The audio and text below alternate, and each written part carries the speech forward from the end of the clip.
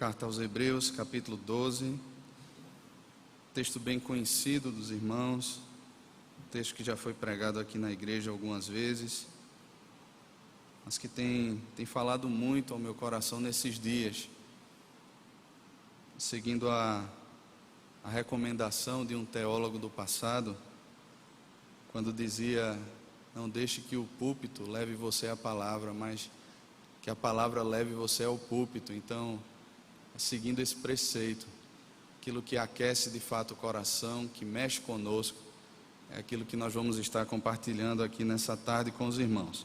Hebreus 12, do versículo 1 ao versículo 3, diz assim a palavra do Senhor: portanto, também nós, visto que temos a rodear-nos tão grande nuvem de testemunhas, desembaraçando-nos de todo o peso e do pecado que tenazmente nos assedia, corramos com perseverança a carreira que nos está proposta, olhando firmemente para o autor e consumador da fé, Jesus, o qual, em troca da alegria que lhe estava proposta, suportou a cruz, não fazendo caso da ignomínia, e está assentado à destra do trono de Deus. Considerai, pois, atentamente aquele que suportou tamanha oposição dos pecadores contra si mesmo, para que não vos fatigueis, desmaiando em vossas almas. Vamos orar, irmãos. Pai, é na Tua presença que vivemos, nos movemos, existimos. É na Tua presença que nós estamos nesse momento, Pai. O Senhor conhece o nosso coração, o Senhor conhece como entramos aqui, o Senhor sabe muito bem, Senhor, como estamos. Pai, que o Senhor venha com Teu Espírito, por meio da Tua palavra, a promover no nosso coração, Pai, a transformação, a renovação, o consolo que só o Senhor pode nos dar, Senhor.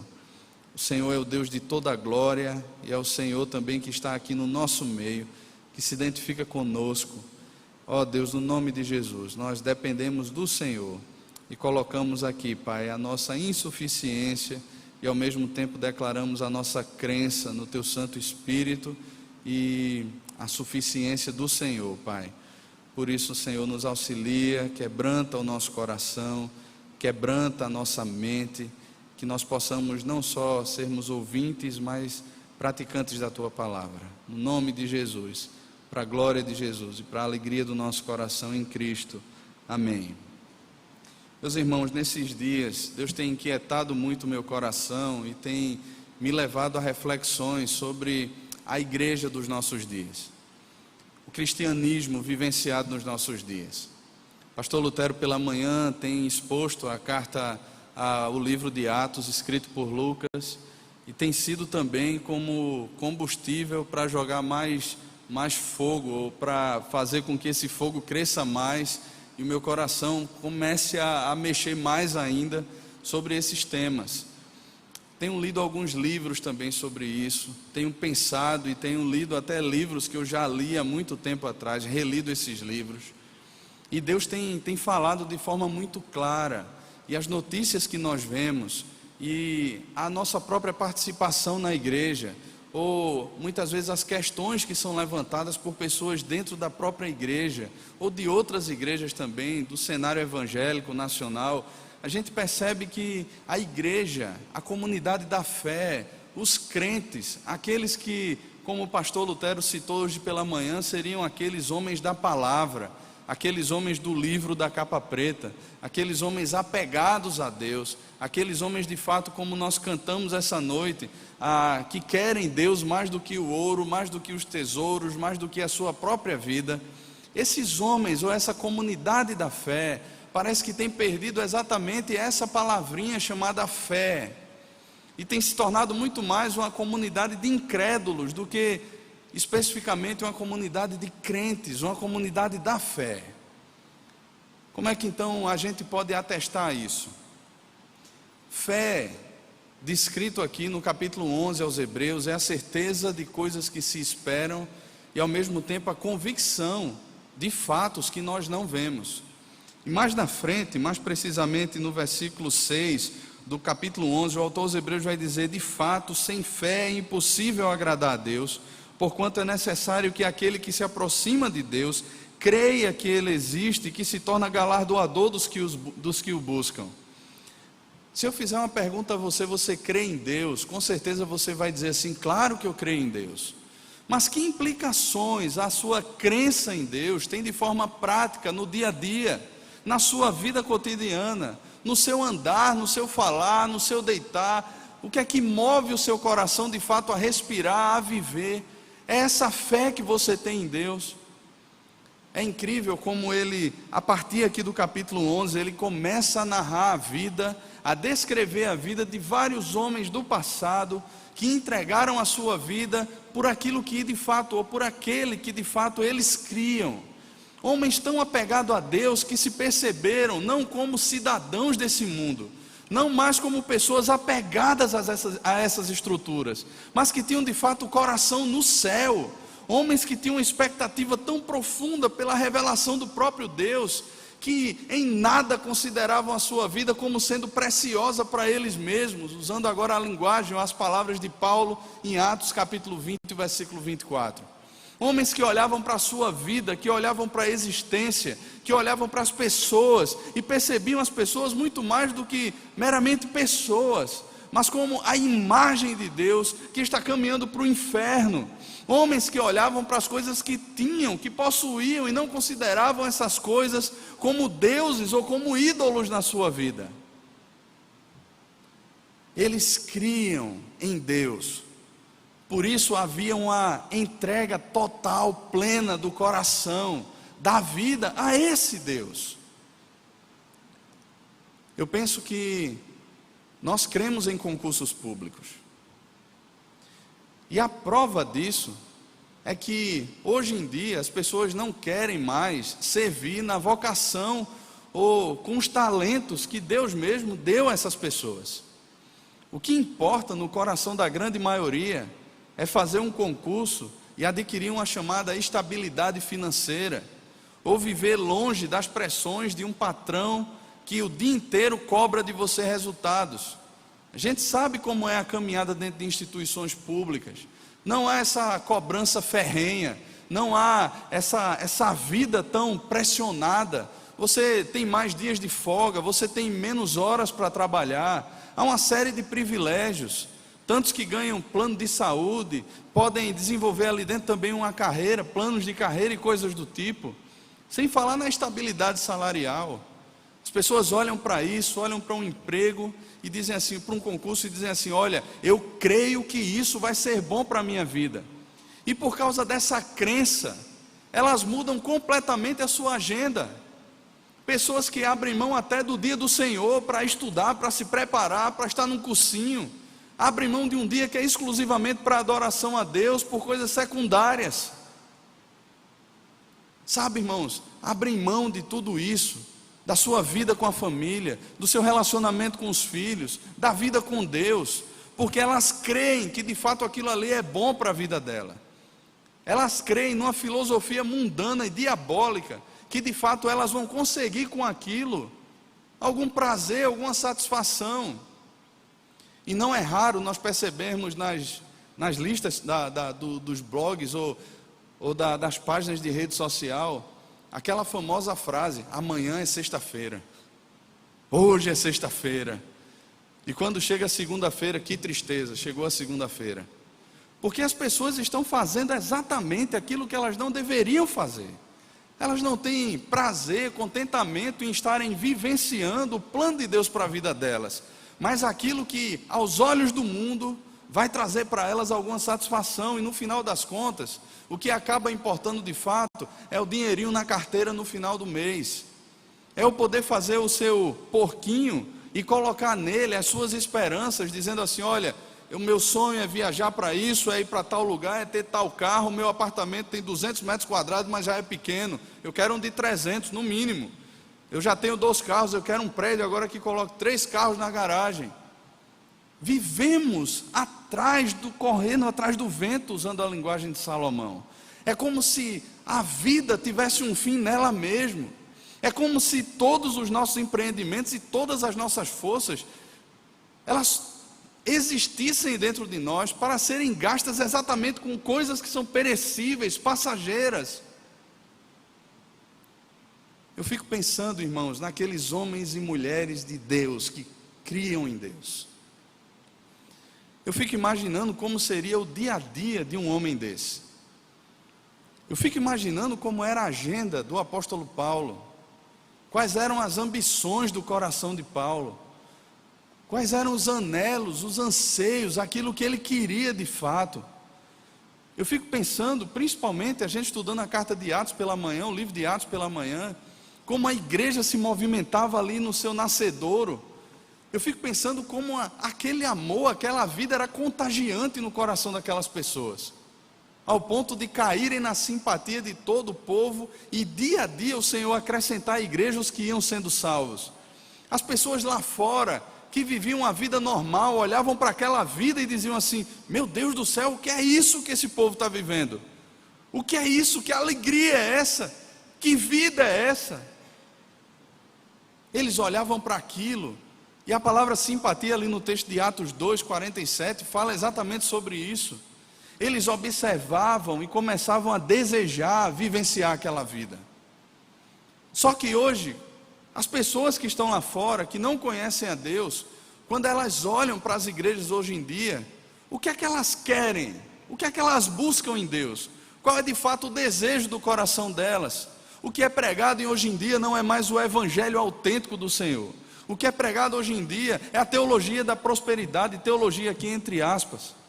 É uma vida de regalias, de facilidades, onde Deus está sempre com as mãos dispostas a servir você e a abençoar você, seja lá você quem for. E isso atrai as pessoas. Isso é como doce na boca de criança.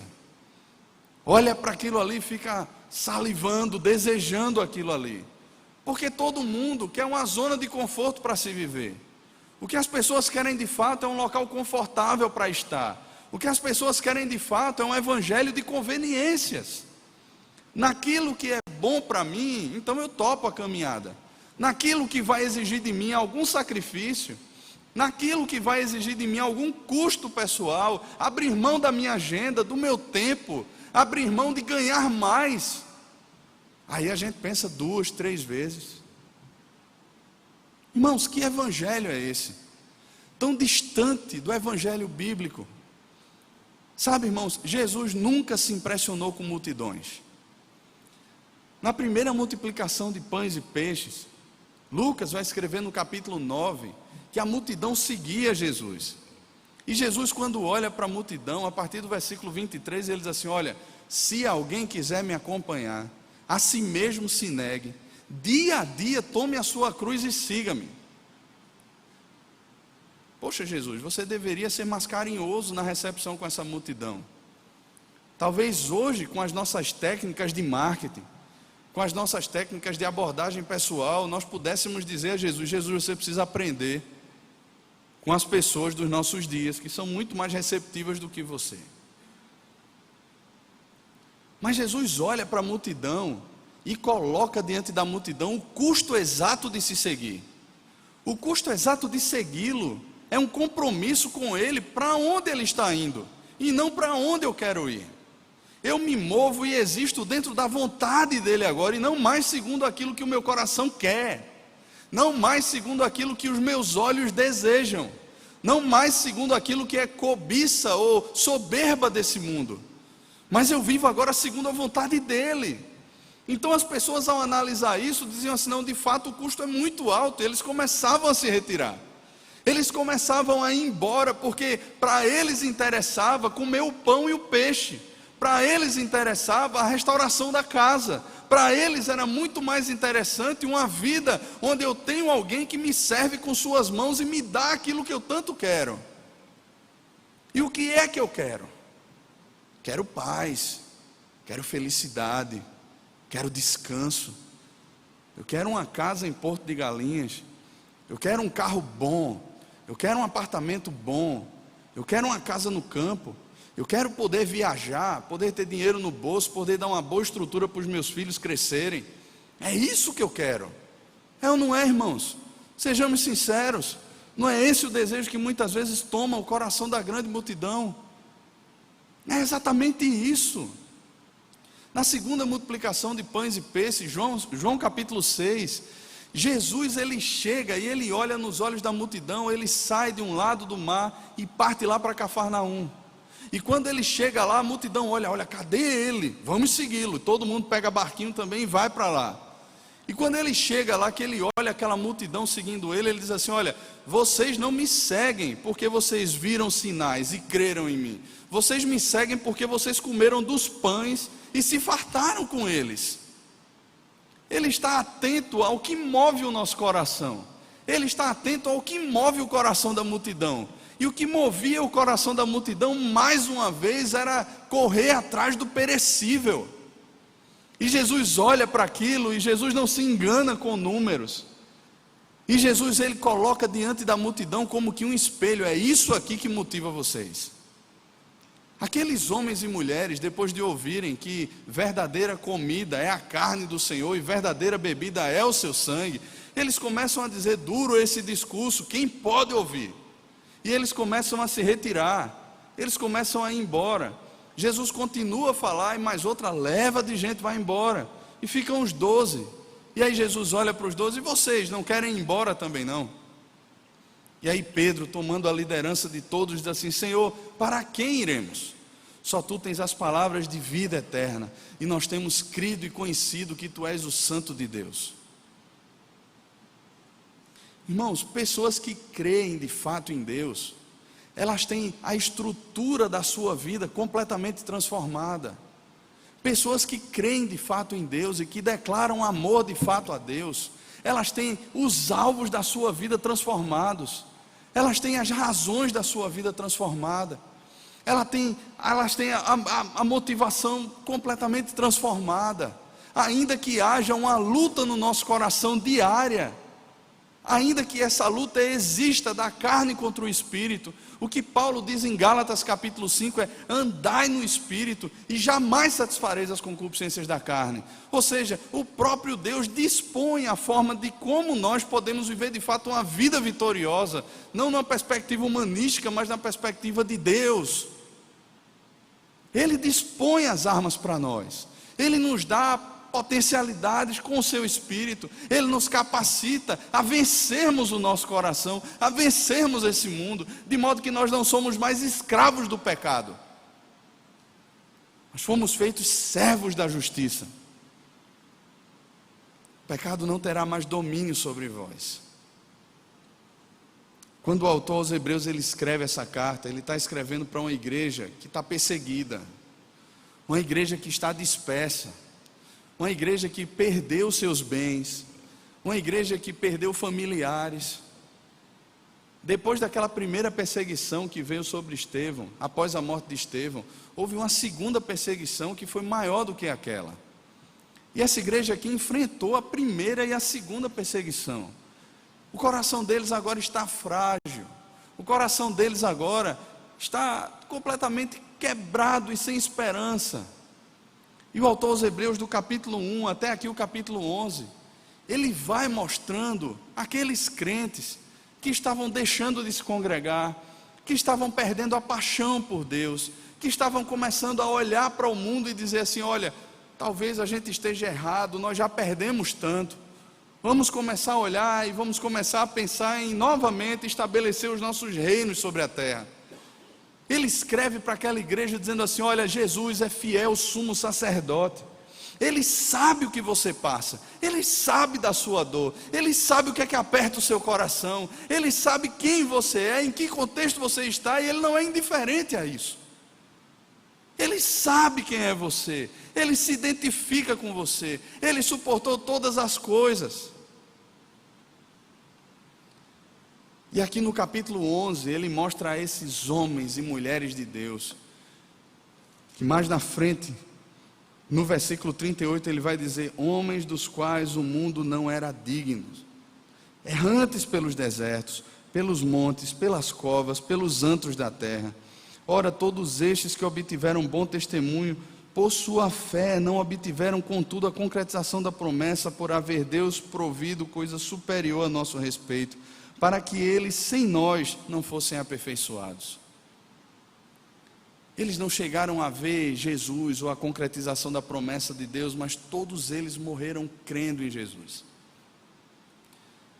Nós agora sabemos que Jesus veio. Nós vivemos na expectativa da vinda ou do retorno dele para nos buscar. Mas, irmãos, enquanto estamos aqui, ele nos traz algumas advertências aqui no texto que nós lemos. Ele tenta realinhar o coração daqueles crentes, colocá-los de volta no caminho e dizer assim: olha, vocês têm uma carreira a correr. Observe o versículo 1 que aqui diz: portanto também nós, visto que temos a rodear-nos tão grande nuvem de testemunhas, desembaraçando-nos de todo o peso e do pecado que tenazmente nos assedia, corramos com perseverança a carreira que nos está proposta.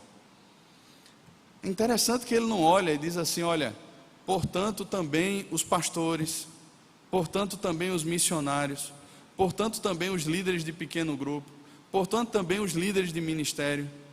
Ele não faz essa distinção. Ele olha para a igreja e diz assim: somos nós. Não existe classe A e classe B de crentes, somos nós. Somos nós, povo de Deus. A bola está com a gente agora, é a nossa vez. Nós já temos uma grande nuvem de testemunhas que seguiram, que viveram aquilo que eles criam. Agora está conosco. Somos nós agora. Ontem à tarde nós estávamos conversando sobre esse tema com um grupo de jovens aqui da igreja. E nós falamos sobre isso. E aí um jovem depois ele veio me perguntar, ele fez assim: pastor, quer dizer que eu não preciso ter uma vocação especial para isso, mas eu já sou vocacionado por Deus? Eu disse assim: é exatamente isso que o texto está querendo dizer. E eu fico pensando que Deus, Ele chama pessoas comuns. Assim como Ele olhou para aquele grupo de pescadores, para aquele radical político que era Natanael, para aquele coletor de impostos que era Mateus, gente comum, gente até escanteada pela sociedade, e chamou aqueles homens. Deus chama administradores de empresa, Deus chama médicos, Deus chama professores, Ele chama quem Ele quer, Ele chama a mim e a você, para vivermos a vontade dEle. Ele nos dá uma carreira a correr. Mas quantos de nós, irmãos, vivemos tão presos a pesos e pecados que tenazmente nos assediam? Há 2 semanas atrás, nós estávamos reunidos aqui na casa com esse mesmo grupo de jovens. E aí eu estava com um quadro lá em branco e eu disse assim: gente, o que é que atrapalha a nossa carreira cristã? Vamos colocar aqui nesse quadro. E aí o pessoal começou falando assim: consumismo. Eu ia lá e escrevia: consumismo. Olha, tempo, eu não tenho tempo para a carreira cristã, meu tempo é muito apertado. Tempo, preguiça, compromisso. Saíram lá descrevendo, e cada palavra que você olhava assim, e tudo aquilo eu não estava recriminando ninguém, porque muito daquilo toma o nosso coração. E aí no final eu olhei para aquele quadro e disse assim: quando você olha para esse quadro, você percebe nele um sistema de morte e um sistema de vida. Todo mundo olhou para aquelas palavras e disse assim: rapaz, isso é um sistema de morte. Disse assim: então existe alguma coisa de errado com o nosso coração. Ou estamos apenas convencidos da verdade do Evangelho e não estamos convertidos, ou o nosso coração está tão mundanizado que nós perdemos completamente a perspectiva daquilo que de fato Deus quer para nós. E eu creio que a palavra é exatamente essa, irmãos. Esses apegos que nós temos a essas coisas, a essas estruturas. Ontem eu estava dizendo assim: olha, você abriria a mão de ganhar mais para ganhar bem menos, para pregar a palavra de Deus a pessoas que não conhecem a Deus? Todo mundo ficou pensando. E esse é um custo que nós temos que rever. Quando nós fazemos viagens missionárias, por exemplo, alguns médicos chegam e montam lá uma clínica móvel, e eles começam a atender várias pessoas que não têm condições, que não são assistidas pela rede pública de saúde. E ali se prega a palavra, se fala. E eu creio que no coração dessas pessoas, de advogados que muitas vezes já se dispuseram para ir também e analisaram algumas causas, eu creio que no coração dessas pessoas algo fica mexendo lá dentro. Por que é que eu não me mudo logo para cá? Para cobrar R$10 numa consulta e atender essas pessoas e ter uma vida bem mais pinga-pinga, mas fazendo aquilo que é minha vocação, que é fazer discípulos do Senhor. Eu creio que quando nós paramos para olhar essas realidades, nós paramos para rever os custos. E aí eu estava conversando com minha esposa, eu disse assim: Beta, o que é que nos prende dentro de uma estrutura como a estrutura de uma capital? Irmãos, todas as respostas que nós saímos dando foram respostas humanas. Não, porque tem uma boa estrutura para os filhos, tem isso, tem aquilo outro, tem hospitais, tem isso, tem aquilo outro. Estruturas humanas, irmãos. E o que é que isso tem a ver com o fato de Jesus olhar para os seus discípulos e dizer, por exemplo: olha, o Filho do Homem não tem onde reclinar a cabeça? A vergonha aí parece que vai lá para cima, né? Diante do próprio Cristo que declara isso. Mas nós queremos conforto, nós queremos estabilidade. Nós não cremos de fato nessa carreira que o próprio Deus colocou diante de nós, que os anjos anelaram, mas Ele confiou a nós essa comissão. Ele nos chamou. Nós nos apegamos às estruturas. Isso é peso e é pecado. Eu lembro que há alguns anos atrás, Heber e Suzy, eles estiveram participando de uma reunião do conselho, e aí Heber estava dando o seu testemunho, com lágrimas nos olhos, e fez quase todo mundo ali chorar. Ele falava, por exemplo, de uma base do Asas de Socorro, lá no meio da Amazônia, que estava fechando. Eles têm lá toda uma clínica médica montada, toda uma estrutura montada de alojamento para missionários, de tudo, estrutura montada, pronta. Mas estavam presentes lá, se eu não me engano, apenas um casal de missionários já idosos, orando, com já seus 80 e poucos anos de idade, orando para que novos missionários fossem para lá, para a base não fechar. Essa base, salvo engano, fica perto de uma tribo Yanomami. Quando eu escutei aquela notícia, eu lembrei de um e-mail que eu havia recebido de um amigo meu, que era colega de turma, contemporâneo do seminário. Ele mandou para mim um e-mail sobre um concurso que a Petrobras abriu para uma reserva ou um ponto de extração ou plataforma que eles têm lá no meio da mata amazônica. Só que ele falou assim: olha, dá para a gente fazer. E ele lá colocando, né, salário tanto, plano de carreira, plano de saúde pago, estrutura de moradia, isso e aquilo outro. E aí fez assim: agora tem que se preparar, irmão, porque é quase 1000 pessoas concorrendo uma vaga. E eu fiquei pensando, sabe, irmãos, poxa vida, você tem tanta gente, com certeza ali existe uma multidão de crentes inscritos naquilo ali, para ir para a mesma região da base do Asas de Socorro, mas com um grande diferencial. Trabalhando na Petrobras, você vai ter, trabalhando lá na base do Asas de Socorro, você vai ter que correr para alguém sustentar você, para alguém manter você lá. Você vai olhar e vai dizer assim: qual o legado que eu vou deixar para os meus filhos? Humanamente falando, você vai dizer assim: eles não vão ter as melhores escolas, eles não vão ter Facebook, eles não vão ter internet, eles não vão ter grandes estruturas, não vão ter shopping. Mas o que é que de fato Deus nos chamou para viver? Quais de fato deveriam ser as motivações? O que é que de fato deveria se analisar ou se pensar antes de dar qualquer resposta dessa? Mas de primeira mão nós analisamos os resultados financeiros, aquilo